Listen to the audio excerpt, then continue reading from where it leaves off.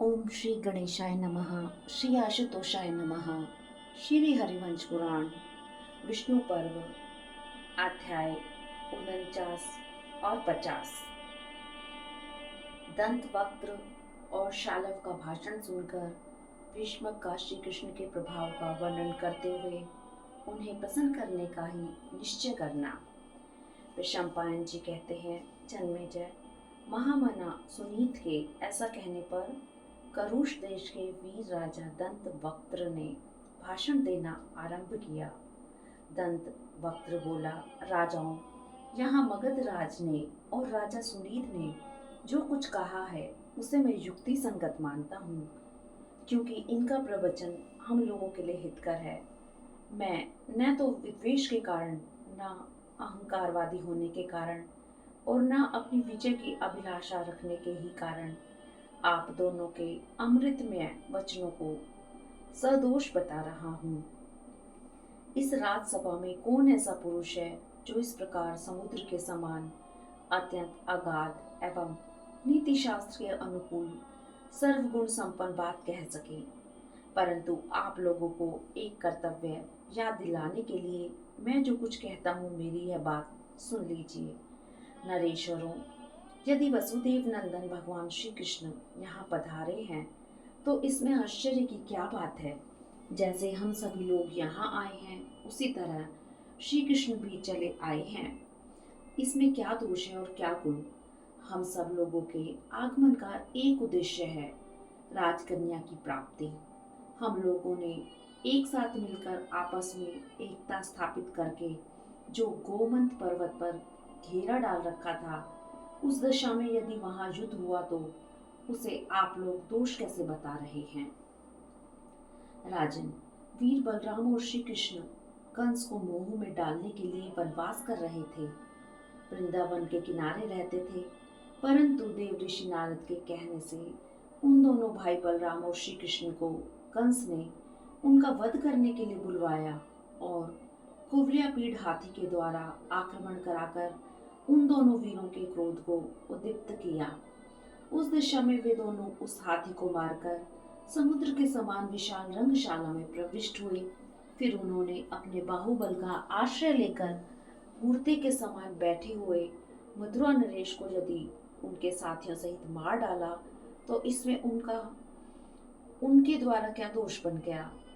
राजन, इसी तरह कंस का वध करके यदि श्री कृष्ण और बलराम ने हम वयोवृद्ध नरेशों के साथ विरोध किया और उस दशा में यदि हम सब लोगों ने वहां पहुंचकर मथुरापुरी पर घेरा डाल दिया तो उसमें भी क्या दोष था।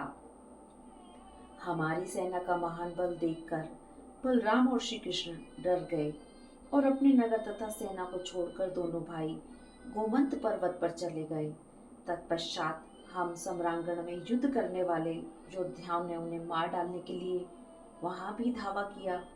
वे दोनों अभी जवान नहीं हुए थे कि रणभूमि में पैदल ही लड़ते थे, इसलिए अपने हाथी, घोड़े, रथ और पैदल सैनिकों की चतुरंगणी सेना द्वारा उनके साथ युद्ध नहीं किया, अपितु क्षत्रिय धर्म के अनुसार गोमंत पर्वत पर घेरा डालकर उसमें आग लगा दी थी।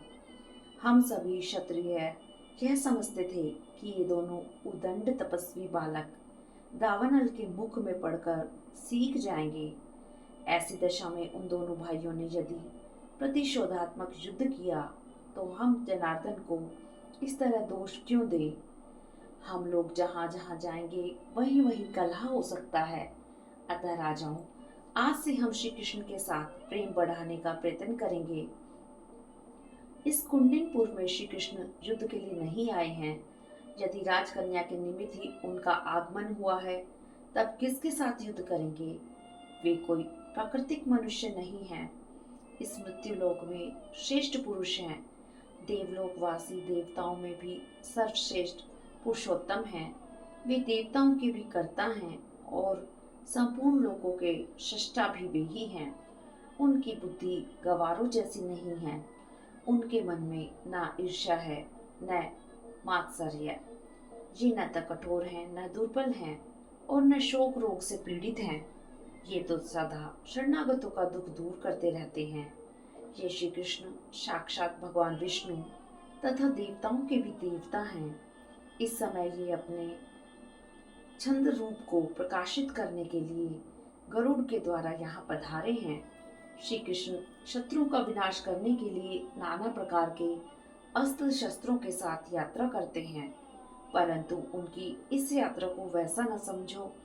इस समय तो ये श्री हरि भोज वृष्णि अंधक आदि यादवेंद्रों के साथ यहाँ प्रीति बढ़ाने के लिए ही आए हैं। अतः नरेश्वरों, हम सब लोग यहाँ महात्मा केशव को अर्घ्य और आचमन आदि देकर उनका आतिथ्य सत्कार करेंगे। इस प्रकार संधि करके हम लोग श्री कृष्ण के साथ उद्वेग, भय और चिंता से रहित होकर निवास करेंगे। बुद्धिमान दंत वक्त्र का यह वचन सुनकर वक्ताओं में श्रेष्ठ शाल्व ने उन नरेशों से कहा, राजाओं, यदि ऐसी बात है तो क्या हम लोग श्री कृष्ण के भय से अब अपने अस्त्र शस्त्र नीचे डालकर निहत्थे हो जाएं? संधि करने के हेतु से तो यही पता लगता है कि सब नरेश श्री कृष्ण के भय से कांप रहे हैं। अपने बल की निंदा करके दूसरे की स्तुति करने से क्या प्रयोजन? क्षत्रिय धर्म में स्थित रहने वाले नरेशों का यह धर्म नहीं है। जो महान राजवंशों में उत्पन्न होकर अपने कुल की कीर्ति बढ़ाने वाले हैं, उन राजाओं की बुद्धि में ऐसे कायरतापूर्ण विचार का उदय कैसे हो सकता है? मैं जानता हूँ श्री कृष्ण समस्त अमरेश्वरों के स्वामी आदिदेव सनातन पुरुष हैं। नारायण ही इनके महान स्वरूप हैं। लोक में अजय वैकुंठ धाम के अधिपति चराचर गुरु पापहारी विश्व वंदित भगवान विष्णु ही पृथ्वी का भार उतारने, कंसराज को मारने तथा हमारा विनाश और संपूर्ण लोगों की रक्षा करने के लिए देवकी के गर्भ से प्रकट हुए हैं। अपने अंश सहित भगवान विष्णु के इस पूर्ण अवतार में जो जो कार्य होने वाला है, वह सब मैं अच्छी तरह जानता हूँ। अतः भूमि बालो, हम लोग इन भगवान विष्णु के साथ अनुपम संग्राम करके इनकी चक्र अग्नि से दग्ध हो यमलोक में जा पहुँचेंगे। राजेंद्रगण, मैं इस तत्व को जानता हूँ कि काल से ही आयु क्षीण होती है। जब तक काल न आया हो तो कोई नहीं मरता है, और काल आ जाने पर कोई जीवित नहीं रहता। अपने मन में ऐसा दृढ़ निश्चय रखकर कभी किसी से भय नहीं रखना चाहिए। वे ही योगवेता भगवान विष्णु दैत्य राजों की तपस्या क्षीण हुई देख यथा समय उनका संहार करते हैं। उन्हीं देव देवेश्वर ने महाबली विरोचन कुमार बलि को, जो किसी के हाथ से मारे जाने वाले नहीं हैं, बांधकर उन्हें पाताल लोक का निवासी बना दिया है। नरेश्वरों, भगवान विष्णु की ऐसी ही चेष्टाएं हुआ करती हैं। अतः आप लोगों का युद्ध के लिए विचार करना अनुचित है। श्री कृष्ण का यहाँ आना युद्ध के लिए नहीं हुआ है। राजकन्या जिस किसी का भी वरण करेगी उसी की पत्नी होगी। इसमें झगड़े की कौन सी बात है? राजाओं में सदा अटल प्रीति बनी रहनी चाहिए।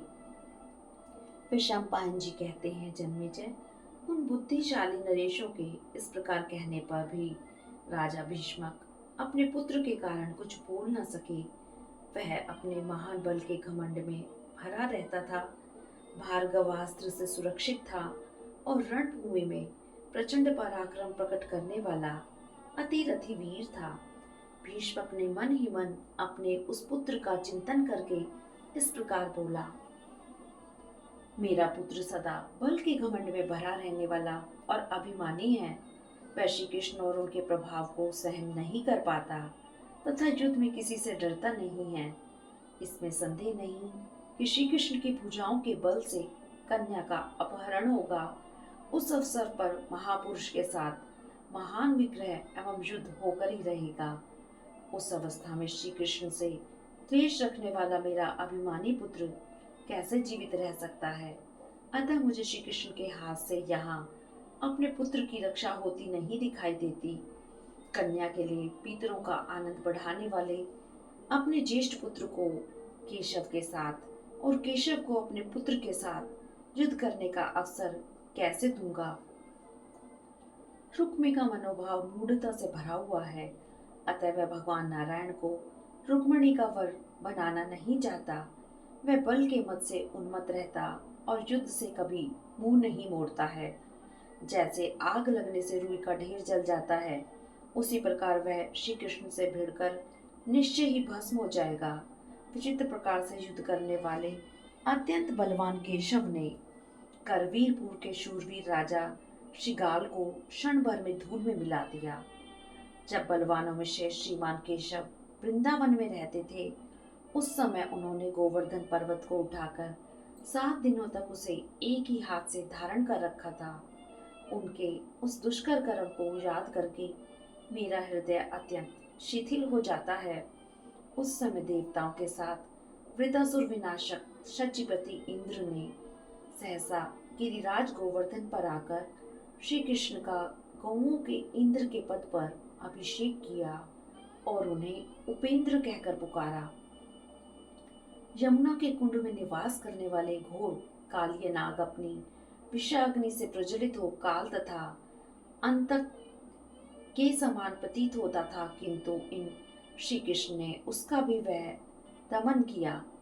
महापराक्रमी केशी नामक दानव घोड़े का शरीर धारण करके रहता था। उसको जीतना देवताओं के लिए अत्यंत कठिन था, परंतु भगवान वासुदेव ने उसको भी मार डाला। इन्होंने समुद्र में चिरकाल से नष्ट हुए सांदीपनी के पुत्र को पंचजन दैत्य का वध करके यमलोक से ला दिया था। गोमंत पर्वत पर जो महान युद्ध हुआ था, उसमें बहुत से राजाओं द्वारा ये दोनों भाई घिर गए थे, परंतु वसुदेव के उन दोनों महापराक्रमी पुत्रों ने हाथी घोड़े तथा रथों का संहार रूप अत्यंत भयादायक पराक्रम कर दिखाया। हाथी से हाथियों के समूह को, रथ से रथारूढ़ योद्धाओं को, घुड़सवार से ही घुड़सवारों को और पैदल योद्धा से ही पैदलों को मारकर यमलोक पहुंचा दिया। देवता असुरों, गंधर्वों, राक्षसों, सर्पों, नागों, दैत्यराजों, पिशाचों को कभी हाथी घोड़े रथों का ऐसा घोर संग्राम नहीं मचाया था। उस संग्राम को बारंबार याद करके मेरा मन शिथिल होता जा रहा है। मैंने पहले कभी भूतल पर सुरश्रेष्ठ भगवान वासुदेव को छोड़कर दूसरे किसी वैसे मनुष्य का होना ना तो देखा है और ना सुना ही है। महाबाहु राजा दंत वक्त्र ठीक कहते हैं, हम पहले महापराक्रमी श्री कृष्ण को सांत्वना द्वारा शांत करके फिर जैसा उचित हो वैसा करें। वैशंपायन जी कहते हैं, जन्मेजय, इस प्रकार मन ही मन अपने बलाबल का निश्चय करके राजा भीष्मक ने भगवान श्री कृष्ण को प्रसन्न करने के लिए उनके पास जाने का विचार किया। बहुत से नीतिशाली विद्वान मंत्रियों के साथ विचार करते हुए राजा भीष्मक जब रात में सो गए, तब सवेरा होने के समय सूतों, मागधों और बंदियों के मुख से स्तुति एवं मंगल पाठ सुनकर जगे। जब रात बीतने पर प्रातःकाल आया, तब सब नरेश पूर्व काल के नित्य कर्म पूर्ण करके अपने अपने विश्राम भवनों में जा बैठे। राजकुमारों ने अपनी ओर से जिन जिन राजकुमारों को विदर्भपुरी में भेजा था, उन्होंने लौटकर अपने अपने राजाओं के पास एकांत में जाकर वहां का समाचार निवेदन किया। श्री कृष्ण के अभिषेक का समाचार सुनकर कुछ नरेश तो बहुत ही प्रसन्न हुए, कुछ लोग अत्यंत दीन भयभीत हो गए और दूसरे राजा उदासीन बने रहे। इस प्रकार श्री कृष्ण के अभिषेक से चालित हुई मनुष्य, हाथियों और घोड़ों से भरी हुई वह सेना 3 भागों में बट गई और महासागर के समान विक्षुब्ध हो उठी।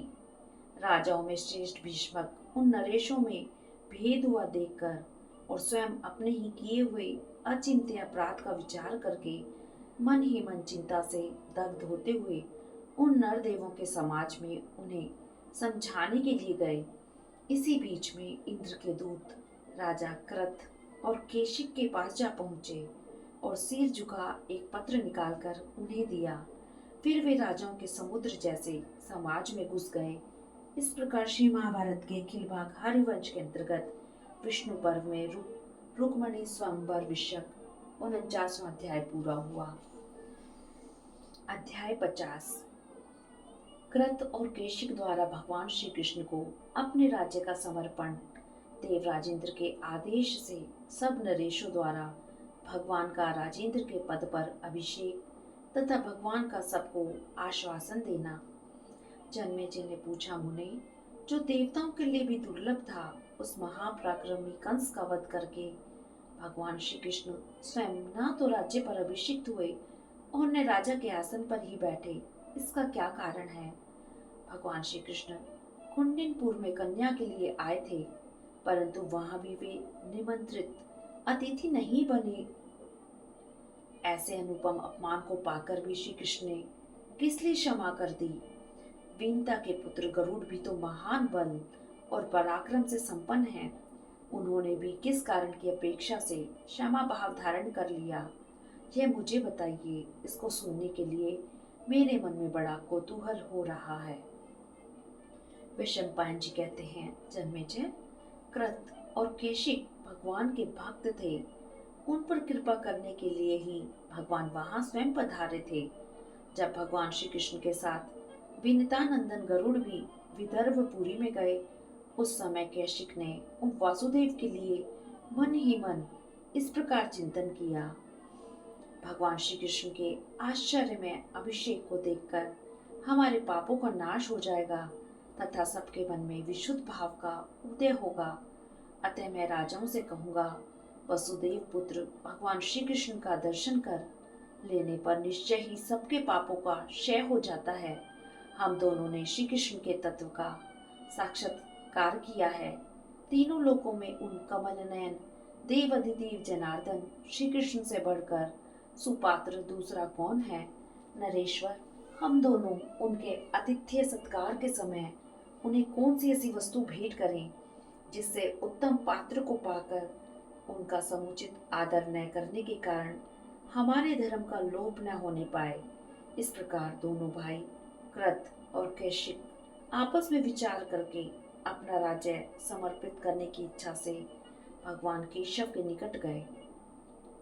भगवान के पास पहुंचकर विदर्भ नगर के स्वामी वे दोनों महाभागवीर उन श्री हरि को सिर झुकाकर प्रणाम करने के पश्चात उनसे इस प्रकार बोले, भगवान, आज आप हमारे घर पधारे, इससे हम दोनों का जीवन सफल हो गया, हमारा यश भी सफल हो गया और हमारे संपूर्ण पितर भी तृप्त हो गए। यह चामर, व्यंजन, छत्र, ध्वज, सिंहासन, सेना तथा समृद्धिशाली कोष से परिपूर्ण यह पुरी हम दोनों भाइयों के साथ आपकी सेवा में समर्पित है। हम सब आपके हैं। महाबाहो, आप उपेंद्र हैं। साक्षात देवेंद्र ने आपका अभिषेक किया है। हम भी इस राज्य पर आपका अभिषेक करते हैं। सारा राज्य आपको दे रहे हैं। हम दोनों ने जो आपका अभिषेक रूप कार्य कर दिया है, उसे बहुत से भूपाल अथवा स्वयं राजा जरासंध भी अन्यथा नहीं कर पाता। मगध देश का अधिपति महातेजस्वी राजा जरासंध आपका शत्रु है। उसने आपके विरुद्ध होकर राजाओं को अभय प्रदान किया है। वह प्रतिदिन आपके संबंध में इस तरह की बातें किया करता है। कोई भी सिंहासन श्री कृष्ण के बैठने योग्य नहीं है, क्योंकि इस पर मूर्धा अभिषिक्त नरेश ही बैठ सकते हैं। इनका कोई नगर या राजधानी भी नहीं है। अतः देव की नंदन श्री कृष्ण राजाओं के इस समाज में सिंहासन पर कैसे बैठेंगे? श्री कृष्ण भी महापराक्रमी, अभिमानी और महातेजस्वी हैं। वे कन्या के लिए इस स्वयंवर में कदापि नहीं पधारेंगे। जब राजा लोग अपने सिंहासनों पर बैठे होंगे, उस समय वहां महातेजस्वी श्री कृष्ण नीच आसनों पर कैसे बैठेंगे? इस प्रकार पूछे जाने पर राजा भीष्मक ने उसकी बात सुनकर हम दोनों के साथ सलाह की और कलह की शांति के लिए उन्होंने अपने विश्राम के लिए इस उत्तम भवन का निर्माण कराया। प्रभु, आप देवताओं के भी आदि देव हैं। समस्त संसार आपके चरणों में मस्तक झुकाता है। आप मृत्युलोक में इस मानव जगत में राजा ही नहीं, राजेंद्र बनकर रहिए, जिससे नरेंद्रों के समुदाय में आसन का संकट उपस्थित ना हो। महातेजस्वी गोविंद, विदर्भ नगर में इन राजाओं की राजेंद्रता को आप विचलित कर दीजिए और कल प्रातःकाल रंगभूमि में एक उज्जवल सिंहासन पर विराजमान हुई। आज आप शास्त्रीय विधि के अनुसार अपने आप को अधिवासित कीजिए। फिर कल मैं ऐसा प्रयत्न करूंगा जिससे देव राजेंद्र के आदेश से सब राजा आपके अभिषेक के लिए यहाँ पधारेंगे। ऐसा कहकर वीर कृत और केशिक ने दोनों हाथ जोड़कर सुरश्रेष्ठ श्री कृष्ण को प्रणाम किया और राजाओं से भरे हुए रंगस्थल में भेजा। महातेजस्वी केशिक ने देवदूत के वचन को, जैसा कि व्रजधारी इंद्र ने उसके द्वारा कहलवाया था, स्वयं लिखकर राजाओं को सुनाया तथा इंद्र के आदेश पत्र को भी पढ़ा। केशिक बोला, राजाओं, आप सब लोगों को यह विदित है कि अपनी महिमा से कभी च्युत न होने वाले भगवान श्री हरि गरुड़ के साथ अतिथि रूप से विदर्भपुरी में पधारे हैं। उन्हें आया देख यह उत्तम पात्र है, ऐसा सोचकर राजा कृत ने भगवान वासुदेव को धर्म के लिए अपना सारा राज्य समर्पित कर दिया। फिर मेरे भाई कृत ने भगवान से कहा, प्रभु, यह सिंहासन आपकी सेवा में समर्पित है, इस पर बैठिए। उनके इतना कहते ही किसी आकाशचारी दिव्य प्राणी ने, जिसका शरीर दिखाई नहीं देता था, यह बात कही।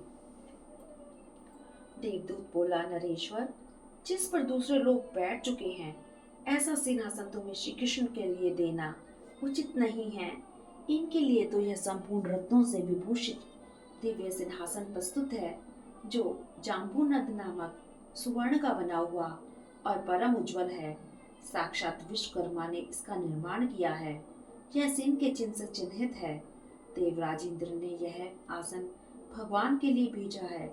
समस्त चराचर प्राणी जिनके चरणों में मस्तक झुकाते हैं, वे देवेश्वर भगवान श्री कृष्ण जब इस पर बैठ जाएं, तब तुम लोग बहुत से राजाओं के साथ रहकर इनका राजेंद्र के पद पर अभिषेक करो।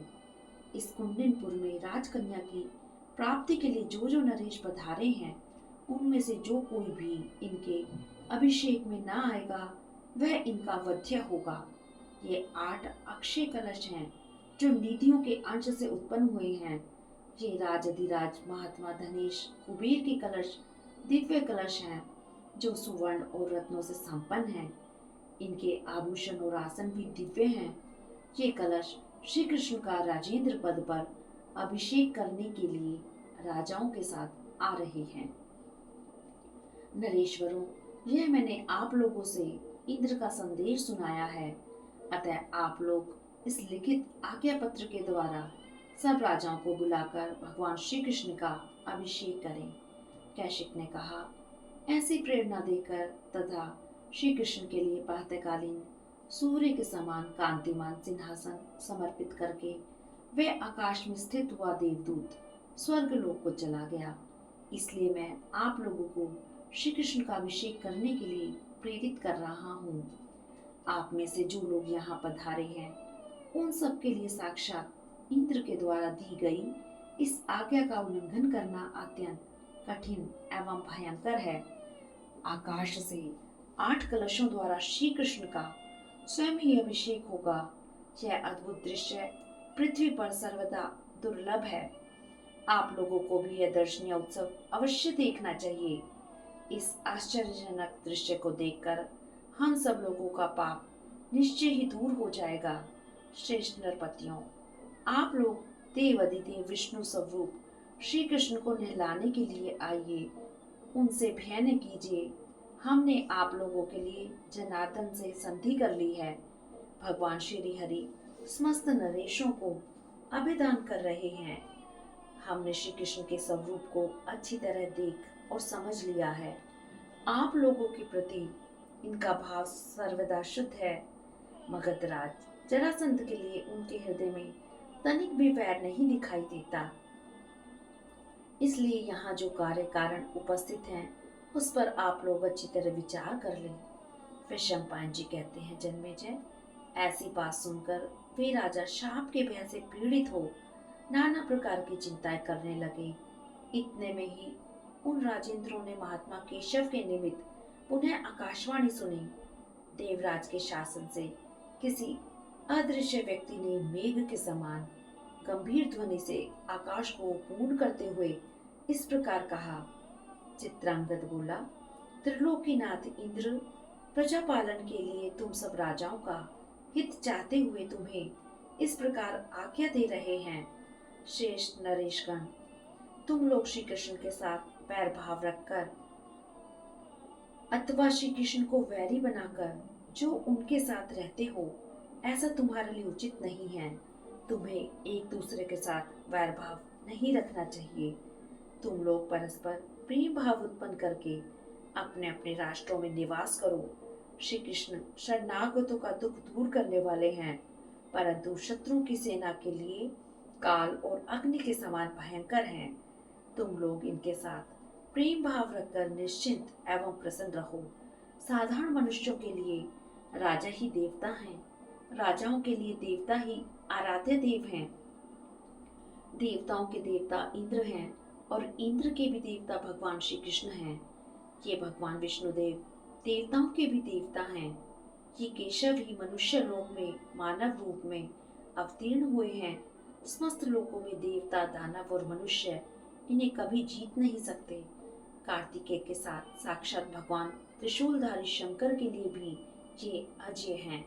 उन्हीं देव अधिदेव महात्मा केशव के लिए देवताओं सहित मेरी यह इच्छा है कि इनका राजेंद्र पद पर अभिषेक हो। इससे बढ़कर मुझे और कौन सी इच्छा हो सकती है। परंतु राजेंद्र पद पर किसी का अभिषेक करने के लिए देवताओं का अधिकार नहीं है। इसलिए मैं सर्वलोक वंदित श्री कृष्ण का स्वयं भी अभिषेक नहीं कर रहा हूँ। श्रेष्ठ नरेशगण, राजेंद्र पद पर किसी को प्रतिष्ठित करने का अधिकार केवल राजाओं को ही प्राप्त है। अतः तुम लोग कृत और कैशिक के साथ विदर्भपुरी में जाकर भली भांति सोच विचार करके शास्त्रीय विधि के अनुसार श्री कृष्ण का अभिषेक करो। नरेश्वरों, यह तुम लोगों के लिए परस्पर प्रेम पूर्वक संधि कर लेने का समय है। इसलिए तुम्हें समझाने के लिए मैं देवताओं की ओर से दूत बनाकर भेजा गया हूँ। श्रेष्ठ राजाओं, भगवान श्री कृष्ण विदर्भ नगर में विराजमान हैं और उन्हें उनका अधिवास का पूर्वांग संस्कार सुना दिया गया है, अर्थात पूर्वांग संस्कार से संपन्न हो गए हैं। राजा कृत और कैशिक उनका राजेंद्र पद पर अभिषेक करने के लिए सारी तैयारी कर चुके हैं। तुम सब लोग उन दोनों के साथ महान उत्सव करके राज्य अभिषेक के द्वारा भगवान का सत्कार और उनकी परिक्रमा करने के पश्चात पुनः प्रसन्नता पूर्वक स्वयंवर में लौट जाओ। यह रंगभूमि सूनी न हो जाए, इसके लिए यहाँ 4 शेष राजा बैठे रहें, जरासंध, सुनीत, महापराक्रमी रुक्मी और 100 विमान के अधिपति राजा शालव। फिर शंपायन जी कहते हैं, इस प्रकार चित्रांगद के द्वारा कही गई देवेश्वर इंद्र की आज्ञा सुनकर उन सभी श्रेष्ठ नरेशों ने श्री कृष्ण के अभिषेक में जाने का विचार कर लिया। बुद्धिमान नरेश जरासंध ने भी उन्हें जाने की अनुमति दे दी। फिर तो वे राजा भीष्मक को आगे करके अपनी सेनाओं के साथ वहां गए। महाबाहु भीष्मक ने भी अपनी सेना के साथ दूसरे राजाओं को साथ लिए कैशिक के भवन में, जहां महाबाहु श्री कृष्ण विराजमान थे, वहां गए।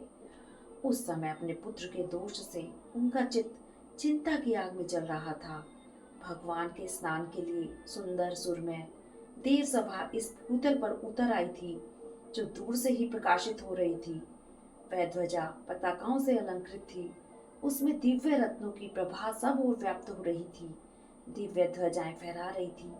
दिव्य वस्त्रों की पताकाएं उनकी शोभा बढ़ाती थी और दिव्य आभूषणों से वह सभा विभूषित थी। उसमें जगह जगह दिव्य पुष्पों की मालाएं लटक रही थी। दिव्य गंधों से वह सभा सुवासित थी। विमान पर चलने वाले कांतिमान देवताओं ने उसे सब ओर से घेर रखा था। दिव्य अप्सराओं के समुदाय, विद्याधरों के समूह, गंधर्व, मुनि और किन्नर सब और आकाश में स्थित हो देवेश्वर श्री कृष्ण का यश गाते थे तथा मुनि, सिद्ध एवं महर्षि उनकी स्तुति करते थे। देवताओं की दुदुम्बियां आकाश में स्वयं ही बज उठी। आकाश में खड़े हुए देवता सब ओर से बारंबार पंच योनि जनित सुगंध चूर्ण गिरा रहे थे। देवताओं के साथ शची वल्लभ देवेंद्र स्वयं आकर एक श्रेष्ठ विमान पर आरूढ़ हो आकाश में स्थित थे और सब लोग उन्हें प्रत्यक्ष देख रहे थे। जो 8 लोकपाल थे वे अपनी दिशाओं में स्थित हो गए और भगवान के यश का गान, नृत्य एवं स्तुति करते थे। उनके नृत्य गान आदि के सम्मिलित शब्द को सुनकर सभी नरेशों के नेत्र आश्चर्य से खिल उठे और उन्होंने उस मंगलमय दिव्य सभा में प्रवेश किया। उस समय बलवान महाभाव केशिक समस्त नरेशों के पास जाकर उनका विधि पूर्वक पूजन करके उन सबको भीतर ले आए। जब सूर्य नरेश भगवान को समस्त राजाओं के शुभ आगमन की सूचना दी गई, तब संपूर्ण मंगलमयी सामग्रियों से पूजित हुए वे श्रीमान हरि भवन से बाहर निकले। तदंतर आकाश में स्थित हुए वे दिव्य कलश, जिनके कंठ में वस्त्र लपेटे गए थे तथा जो आम्र पल्लवों से सुशोभित थे, भगवान के ऊपर बादलों के समान जल की वर्षा करने लगे। उन दिव्य कलशों ने भगवान का राजेंद्र पद पर अभिषेक करते समय दिव्य स्वर्ण एवं रत्नों के समुदाय से युक्त दिव्य पुष्पों से सुवासित तथा सुगंध चूर्ण से मिश्रित जल के द्वारा शास्त्र उक्त विधि के अनुसार श्री कृष्ण के अभिषेक का कार्य संपन्न करके उन्हें सुंदर दिव्य वस्त्र आभूषणों द्वारा अलंकृत एवं नरेशों के लिए दर्शनीय कर दिया।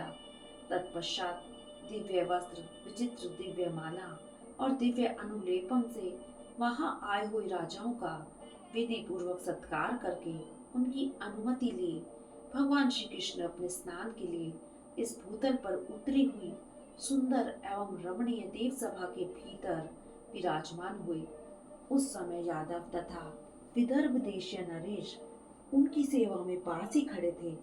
इच्छानुसार रूप धारण करने वाले बलवान एवं महापराक्रमी गरुड़ मनुष्य का रूप धारण करके भगवान के दाहिने बगल में जाकर एक आसन पर बैठे। वीरकृत और कैशिक ये दोनों महात्मा नरेश भगवान की आज्ञा पाकर उनके वाम पार्श्व में एक आसन पर बैठे। उसी प्रकार वाम भाग में ही वृष्णि और अंधक वंश के महारथी सात्यकी आदि महाबली वीर भी विराजमान हुए। सूर्य के समान तेजस्वी तथा दिव्य बिछोनों से सुसज्जित दिव्य सिंहासन पर सुखपूर्वक बैठे हुए श्रीमान भगवान श्री कृष्ण देवताओं के साथ विराजमान सचिपति इंद्र के समान शोभा पा रहे थे। तदंतर मंत्रियों से राजाज्ञा पाकर सभी नरेश उस भवन में प्रविष्ट हुए। उन समस्त नरेशों ने यथा योग्य भगवान का पूजन किया। फिर वे अपने आसनों पर सुखपूर्वक बैठ गए। इसके बाद वक्ताओं में श्रेष्ठ महाज्ञानी केशिक, जो समस्त शास्त्रों को के मर्मज्ञ थे, यथोचित रूप से भगवान का पूजन करके इस प्रकार बोले, प्रभु देव, अब तक सब राजा अज्ञानवश आपके विषय में यही जानते थे कि ये मनुष्य ही है, इसलिए लोग आपके प्रति अपराध कर बैठे हैं। आप इन अपराधियों को क्षमा कर दें। श्री कृष्ण बोले, केशिक, मेरे मन में एक दिन भी वैर नहीं टिकता है, विशेषतः क्षत्रिय धर्म में स्थिर रहने वाले नरेशों पर, जो युद्ध को धर्म समझकर उसमें प्रवृत्त होते और अधर्म से मुंह मोड़े रहते हैं। किस लिए क्रोध किया जाए? भूमि पालो, जो बीत गया वह चला गया, जो लोग मर गए वे स्वर्ग में चले गए। इस मनुष्य लोक का यह स्वाभाविक धर्म है कि यहाँ प्राणी जन्म लेते हैं और मरते रहते हैं। अतः नरेश्वरों, जो लोग मर गए या मारे गए उनके लिए आप लोगों को शोक नहीं करना चाहिए। हमें तो क्षमा ही अच्छी लगती है। अतः वे सब राजा आज से वैर भाव का त्याग करके निर्वैर हो जाएं। वैशंपायन जी कहते हैं, जन्मेजय, उन नरेशों से ऐसा कहकर उन्हें आश्वासन दे महातेजस्वी भगवान मधुसूदन कैशिक के मुंह की ओर देखकर चुप हो गए। इस समय वक्ताओं में श्रेष्ठ नीति कुशल राजा भीष्मक भगवान का यथोचित पूजन करके बोले। इस प्रकार महाभारत के अखिल भाग हरिवंश के अंतर्गत विष्णु पर्व में रुक्मणी का स्वयंवर विषय 50वां अध्याय समाप्त हुआ। हरिओम तत्सत। हरिओम तत्सत। ओम नमो भगवते वासुदेवाय नमः। ओम नमो भगवते वासुदेवाय नमः।